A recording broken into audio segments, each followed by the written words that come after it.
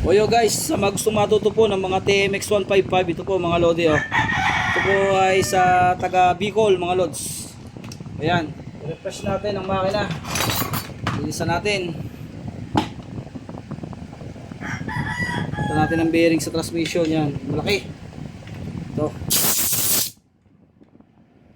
Bago na, lalagay na natin. Malambot naman to mga lods, 6006. Yan, ang size nya. Tapos, simulan natin sa kicker, mga lods. Pag po ang kicker natin ay natanggal, may washer siya dito. Huwag yung kakalimutan to. Pag ito ay nawala, ako, dadaplos ang kicker nyo. Yan. Tapos ito, may tamang lagay mga lods. So, yan. Pagka nakalapat sa gear, sala. Kailangan nakataob. Ayan, ganyan. Kailangan may clearance siya doon. Tapos, ito. Spring ng kicker, mga lods. Porta na natin, original. Ayan. Tamang butas dito. Ayan. Tapos ito. Ayan. Tapos ilalagay na natin. Bali nakakawit siya dito mga lods. Yan. Pagka ganyan, pipihitin nyo lang to pa kanan. Yan. Kasi may tornilyo siya dito mga lods. Tornilyo niya ito.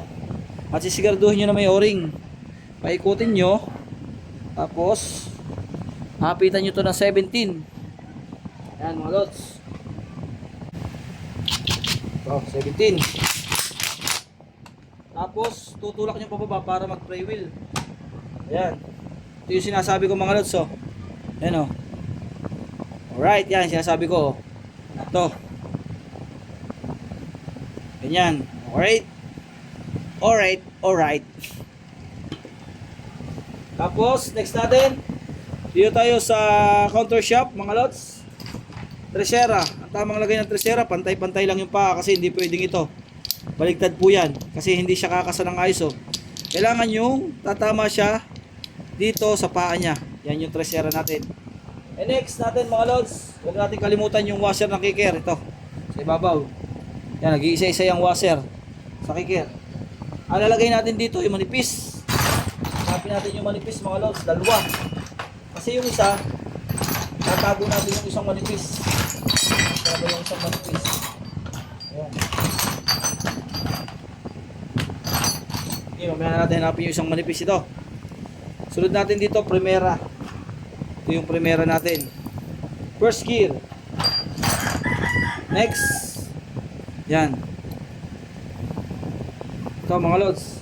Tapos yung sinasabi kong washer na manipis. Yan, hanapin lang natin. O ito mga lods, sinasabi kong magkatulad na manipis. Magkabilaan siya, magkatulad lang yan. And next natin ay yung sa gear ng kicker. Yan o. Yung pasawa ng gear ng kicker. May bushing siya dito. May bushing. Hanapin natin yung bushing. Or collar. Yan. Saktong-sakto. Tapos ito mga lods, saktong-sakto din, malaki. Siya yung pinakamalapad. Tapos dito, ito mga lodi. Ayan. Alright, ganyan ang tamang lagay. Tapos next natin itong washer na matakapal. Yan. Ganyan ha, tamang lagay. Tapos, lagay natin yung makapal din sa ibabaw. Dalawa dito, matapos na tayo dito mga lods. Dito naman tayo sa main shaft. Yung isa counter shaft. Yan, nakalock, hindi matatanggal. Lagay natin spline washer mga lods. Spline. O, special washer o spline washer. Yan. Sakto yan dyan kahit magkabaligtad. O sabi nila, meron daw matalas. Salatin natin. Parehas naman yan. Kahit magkabalik yan, wala problema. Pero yung matalas, kung halimbawa dito. Yan. Pero kahit magkabaliktad dyan, wala yung kaso mga lods. Tapos ito, second gear. Kaya tilagay natin dito yung washer na makapal din. Malaki. Dalawa siya. Yan mga lods. So, yung mataba, dito. Tapos itong isang kasyang-kasya, dito sa ibabaw. Yan na. Una. At syempre, meron ditong manipis. Ito nga palang manipis na to mga lods, katulad siya dun sa kicker sa loob. Yung na dun sa gear ratchet, parehas na parehas siya. Kahit magkapalit yan dun sa kicker, walang problema. Ito yun, sa idle. or starter gear. Ito, tinatawag na starter gear. Alright, buo na. Pag buo naman mga lods, ganito ang hawak para hindi kayo mahirapan. Yan, ganyan. At next natin, pag ganyan, kailangan ganyan din ang hawak. Meron natin lalangisan.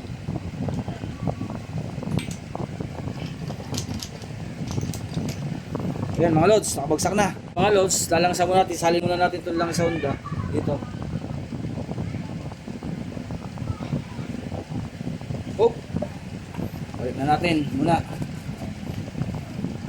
Tapos, game, langsan na natin muna. Yun. Madulas. Next natin mga lodi. Itong shifting port, dadalawa yan kasi 4 speed lang. Yung malaki sa ilalim. Dito yan sa kanan mga lods.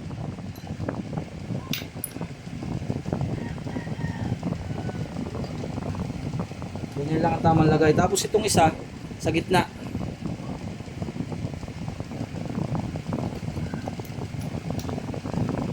Ito, ito. Yan. Buo na lang mga lodi.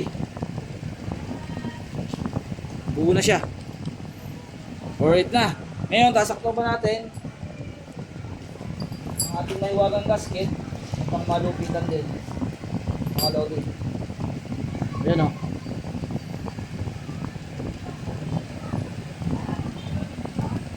Ayan. At syempre, sigunyal. Lagay na natin. Lalangasan muna natin kasi okay pa naman yung mga bearing niya. Pero yung isang bearing mga lods, magpapalit tayo. Yan. Papalit tayo ng isang side bearing kasi napasok ng tubig. Yan. Medyo malasa tong bearing na to.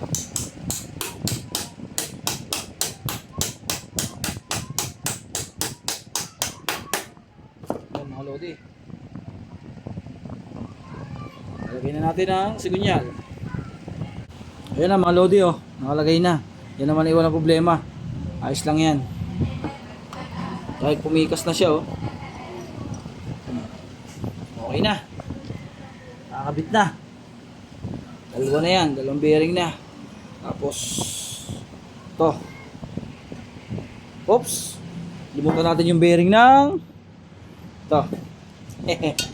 Maglalagay tayo ng bearing ito. Dalawa yan. Isa. At ito yung isa pa. Ayan. 6202. Kasi yung isa kinalawang. Kaya palit tayo parehas. Ayun mga lods. Okay na. Nakalagay na at may langis na din. Ilalagay na natin ang ating pangmalakasang crankcase. Tapos silip-silip lang dito sa parte ng kicker. Siguraduhin nyo nakasentro. Pag nakasentro na, masasalpak nyo na ito na napakadali mga lods. So, magkukusa na yan. Yan o. Kita nyo? Nagkusa na siyang lumaglag. Lagay na natin yung mga tornilyo niya, mga lodi. Dalawa. Lo. 4. 5. 6. 8. 9. 10. 10. Alright, tapitan natin. Ayan na mga lodi, pag-upo ng gitna ngayon sa tabi naman tayo mga lods. Panoodin nyo yung part 2 natin sa gitna.